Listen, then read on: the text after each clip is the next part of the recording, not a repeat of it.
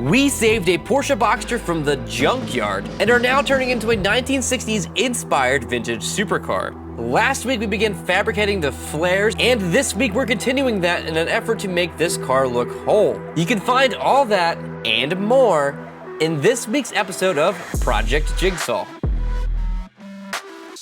So last week we beefed up the structure at the front of this car so that we can do this. Yo, it doesn't do it now. All right, something's not. The nose is falling off. However, the structure didn't bend. First thing we need to do is to deal with the center hood. I welded this a couple weeks ago and then didn't planish it or anything, so it doesn't sit perfectly. The fenders flow into the center hood, and to be able to make them correctly, we need to have this hood be right. So I'm gonna spend some time getting this hood right. Now we gotta take it apart again. Only some of it. Yeah. Get your own tool. We have like 8 of those. They're all my tools. This is my tool. I don't know, I think I got that one from Eastwood. So on our center hood piece, I welded this side. Now, what's typical in the coach building world is to weld both sides of your aluminum weld, so kind of pull the weld through, because what happens is, it's very hard to get good penetration on aluminum sheet. You'll see on this side, it's very like, I don't know what the word is, it's just not consistent. So I'm gonna take the welder and I'm gonna just weld both seams here, which will also help because when I welded the one side, it heated up, it shrunk, it pulled that way. So now I'll weld this side, it should pull it back into shape. And if it doesn't, we'll make it go back into shape. We'll coerce it some way or another. So let's get set up to weld. So while Ryan's working on welding that, I'm going to work on getting this other fender started. I'm going to start with our old pattern and see how well it works for this side. It's actually kind of great, isn't it? What's that? We get to both work at the same time now because we have a camera guy. That is amazing, actually. I'm really stoked to We're gonna get so much done this week. You. It goes both ways, buddy. What did you do to this? Tungsten. Nothing. You cracked my cup. No, I didn't. Yeah, you did. You chipped it. How do you know? That's been sitting around for 4 days. The inside of the cup is chipped. Wow. Next to the blob of tungsten. Can't have anything nice around here. Was I the last one to weld that? Yeah, because you welded the gussets at the end. I did weld the gussets at the end. Okay, so it was probably me. Takes a man to admit his own faults. It takes me to call him out on it. So I'm gonna just do what's called a fusion weld and just strike the arc, run it end to end. It should be problem free, but I'm typically not problem free, so.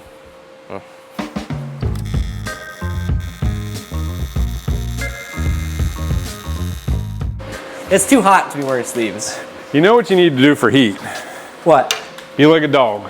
When I take my dogs outside, they're not paying attention to the temperature. When it's snow on the ground and they're walking in, I think they're paying attention to the temperature. They're not telling you because they can't speak. Well, you don't see it in their movements. Like if you walked out in the snow, you'd be like, ah!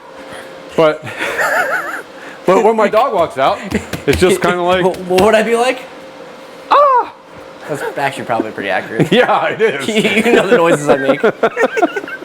I should be wearing sleeves. If you're welding at home, wear sleeves. I also am not going to wear sleeves right now because I'm dumb and I'm hot.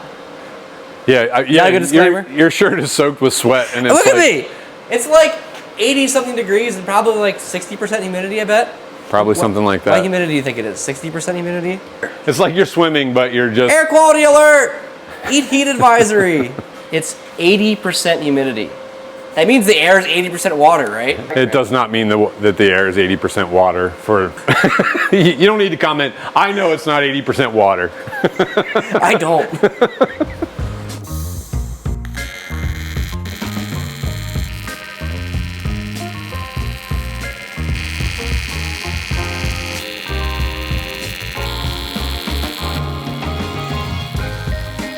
You know what helps in dealing with heat?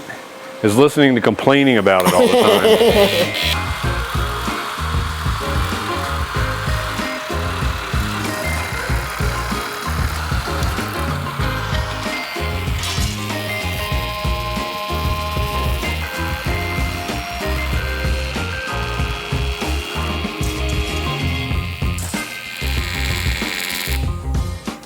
do you think welding inspector?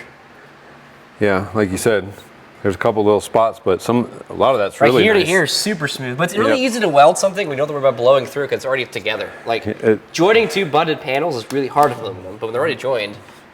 And with weld on the back side, yeah, you can just run it, and that definitely is nice. We'll see if it fits. My theory is it should make it better because I should have pulled it back. I went to grab an ink saw out of my pocket, but I can't find it. Here you go. Oh! So basically like through here is high. The same thing on that side? Yeah, it's touching at both ends and then it just curves up.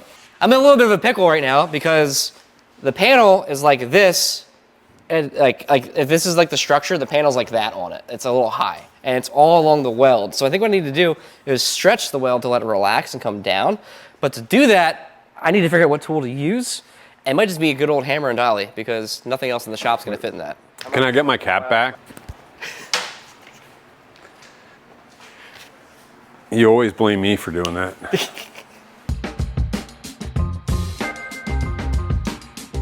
Oh, Tony's putting gloves on this time. With all the sweat and everything else, I don't need to be absorbing like tons of aluminum into my skin. So, Logan was telling me a story about the Wizard of Oz and the Tin Man. They cast a guy for the Tin Man, and he ended up not being the Tin Man because they were using aluminum powder on his face. I did read about that. He had to go to the hospital, and it was because he had like aluminum in his lungs. So yeah, aluminum not good for you. Yeah, aluminium, Tony. It's aluminium. Now I have to start putting shape into this thing, and I don't remember what we did on the last side, so I'm just gonna have to make it up as I go. Well, I guess it's an outer radius, so I could use one of these. Ooh! Brain blast. This one, Tony. Too sharp? That looks better. Too sharp? I don't think so. Good.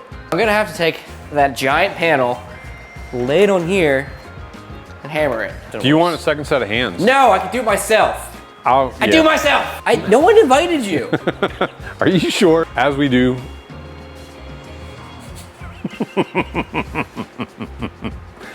Roger. Roger. Walk that way. About there. Drop down a little bit. Right about there.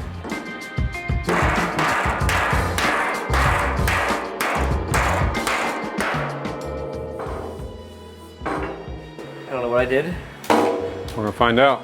I may have ruined it all.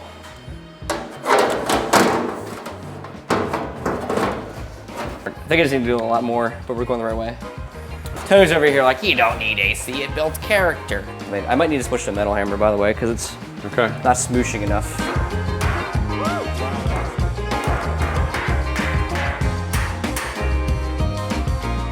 If we haven't gone over it yet, I think we have at one point in our video series, but this is a profile gauge, or you can call it a curve template.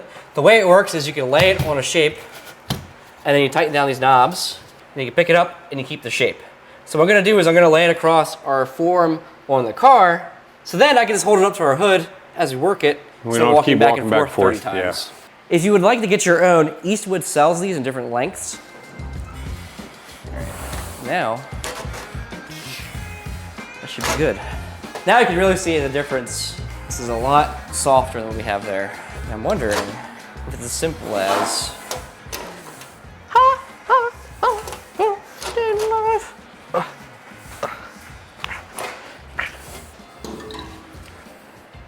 really, it's just up here that's the problem. So the panel's rippled now, but that's a problem for future me. By future me, I mean in 30 minutes me. And screw that guy. And that side? Yep. So that's the untweaked side. Right. This side should be pretty good now. That's a lot better. It's within probably a 1/4 inch. But now I have these ripples to deal with, which, fix it in post. Caleb, you can make them go away, right? Yeah. Yeah, I think it's Red Bull time. Don't tell anybody. I said I'd quit, but I can quit anytime I want. I just don't want. It's my last Red Bull, so better make it count.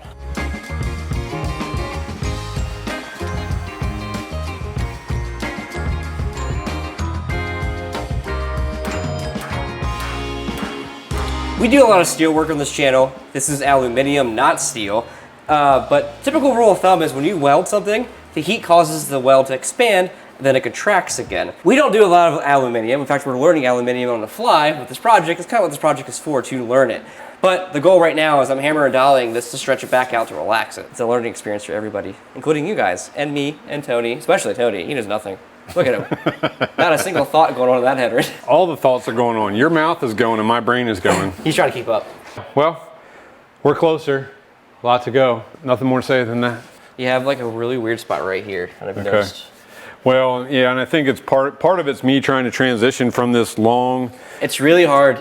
From this long run into these little short runs, and I think I'm just not getting that corner. Yeah, the rule of thumb is to overlap your passes. Yeah, right there. Yeah, I think that's what's going. Overlap your passes. To blend them. You know that you have a lot of pressure because these anvils are using. Yep. The actual radius is in the center third, and the other sides are just kind of fall offs to get out of your way.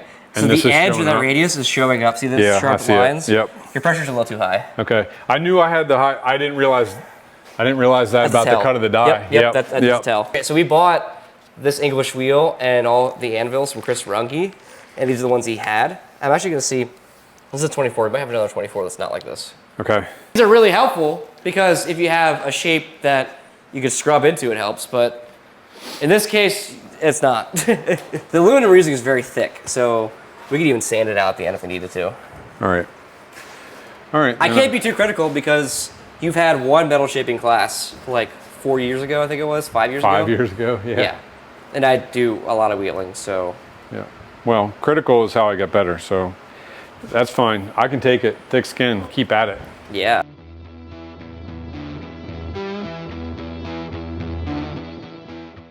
Next problem, the edge of the hump here should be hugging the tubing a lot more than it is. I think what I need to do is go through here and just kind of shrink this area a little bit, just suck it down, and that'll probably be about it on both sides.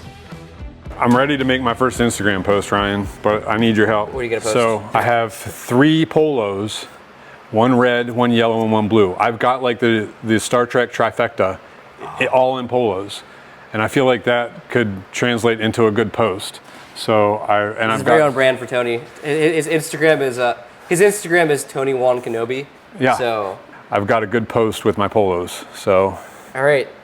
I'm sure his Get ready. handle's on the screen somewhere. You should go check out his post. Yeah.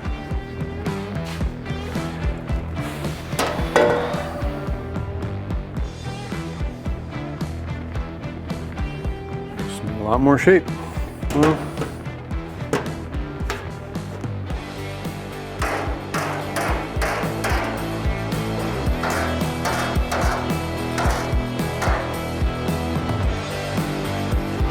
So much better over here now. I want this panel to hug the tubing here. So like here over to these, just tweak down. Otherwise, we're just about there. And of course, same for this side. Easy fixes. Who needs an English wheel when you got the old American knee? That should work. Now that I have the panel hugging the Superleggera structure we made, what I'd like to do is I went through and I hammered these welds out a little bit to get them to lay better. Now they're really ugly. And also we have these weird puckles and dents from the hammer and like the panel kind of just like pushing on itself. So what I'd like to do is grind the tops of these welds down a bit so they're a little bit smoother and blend it in. And then it's kind of hammer and dolly or whatever tool I need to use to get these dents out because they're unsightly and I don't want to stare at them all day, every day. Aluminium is not great to breathe, so I'm gonna wear a respirator. I'm gonna look pretty badass while I'm doing it, because why not? I mean, look at me. I look sick. I need a sword. Why do I not own a sword?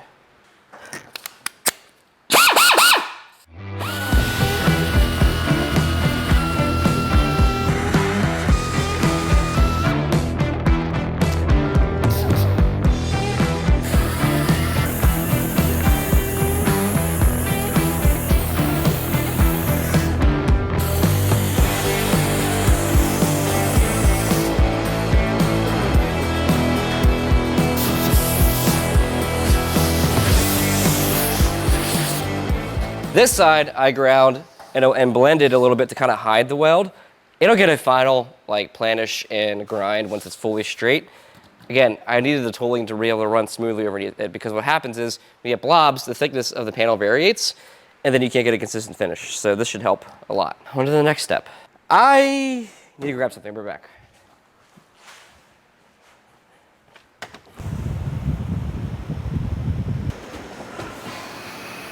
What? It's cold up here. Don't worry about it. I'll be down.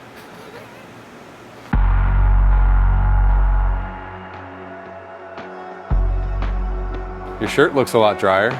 Yeah, because it's 79 degrees and the next day. I'm not gonna wear the same shirt the next day. Thank you. Weirdo. Somebody once commented asking why we switched shirts mid-video. Because we film over multiple days in the mornings, and Tony and I happened to switch shirts, like styles. Like I was wearing blue that's one. right. Yeah. That was coincidental. And someone was like, "Do you guys normally switch shirts in videos? Like it's a little weird." I'm like, I better get wheeling. I was gonna use the planishing hammer here with this, but as you can see, this is too big. And then I was thinking, that was good. And then I was thinking, what in the shop has a larger throat that can fit this? Well, Tony, give me the wheel. It's my turn to drive. My throat isn't that big. I'm calling the police. Stay where you are. Now there is another problem with this, however. The throat's big enough for this, but if I go to put it in the wheel here, you'll notice I cannot get the wheel close enough to contact with the ripples I need to work.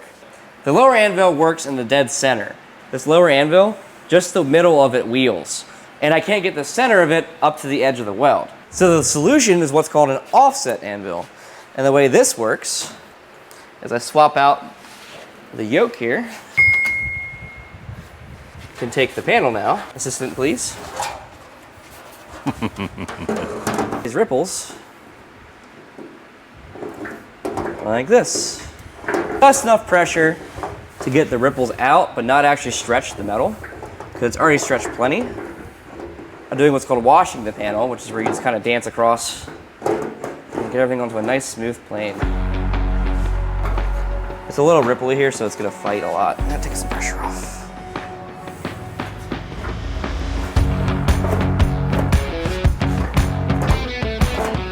Reverse it.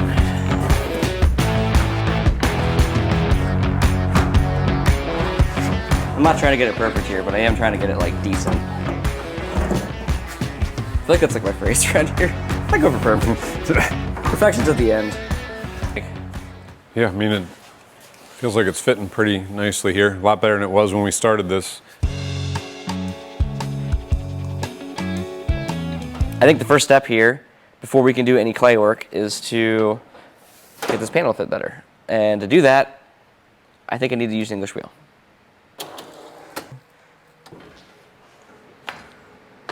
I think it needs to be shrunk a little bit, but before I can even shrink it where I need to, it's just too sharp there. So I'm gonna just flatten it out. So I'm gonna make a mark here. Center of the arch is about here. I want my fade to get a little bit in front of it, so probably about here. So about here back. So here this way, I'm gonna get rid of that.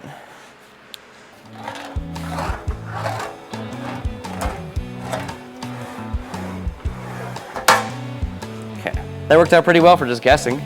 Just gotta shrink the edge, and it'll lay right over. It makes an atrocious noise. Yeah, now we're getting somewhere. It's getting pushed out by this panel a little bit. It's because of the overhang, but that's okay. There we go. I can kind of look at it. So it still reads as a bit of a corner, which we do want a little bit of a corner there, just a soft corner, not this hard. You can ignore like this last 1/4 inch that overhangs because it doesn't matter. It's gonna get cut off. I think we just go to the clay, but I want to be on the same page.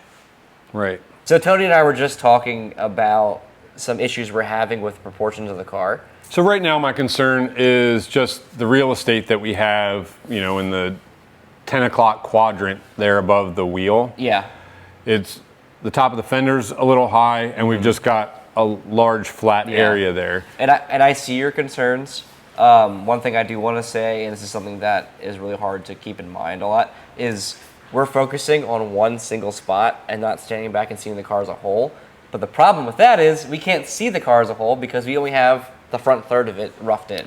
However, we do have a scale clay model, yeah, which you can see as a whole. And if you look at the clay model, that spot is like that. And that curve in works in the door.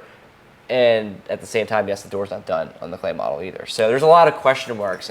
I think if we sculpt the lip in clay like we were talking about, it will, number one, take away, use up a little bit of that real estate, also add some feature. So let's do that and then see how we feel about the whole thing. I agree. Okay.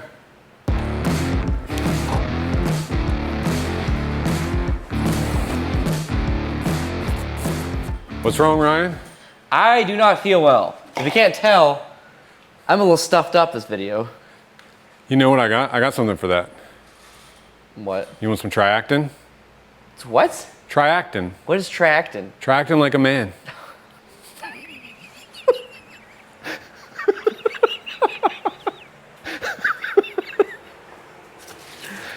I can't believe I fell for that. I feel so betrayed.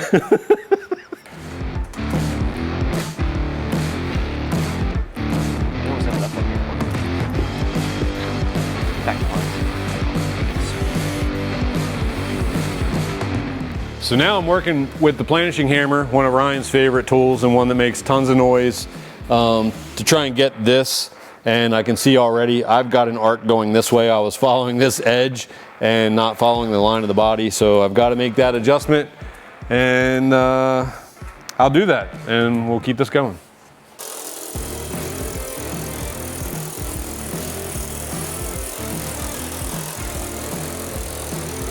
I like where I'm going here because this is tall and it kind of like matches the tallness, but that's not 60s.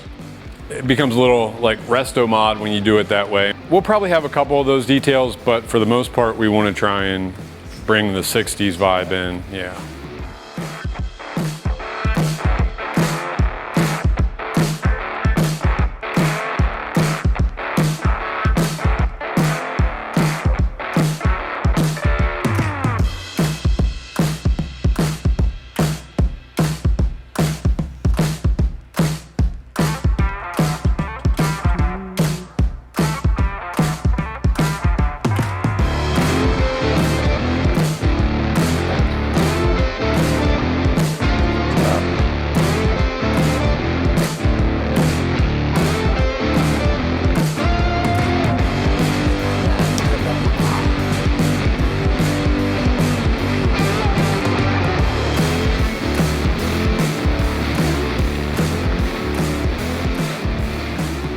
I use the tape here as a line for a guide for how the light this is going to flare out.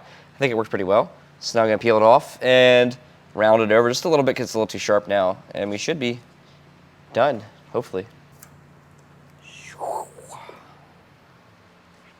I'm just going to round it over my thumb just a little bit because that sharp edge is not 60s. This is purely for visualization. Does not need to be perfect. We hope you appreciate, like we did, that Ryan and I were able to work on this side of the camera at the same time. Thanks for bearing with us as we find our groove with a new person in the workflow, but we know it's going to be better for video production and progress on the vehicle.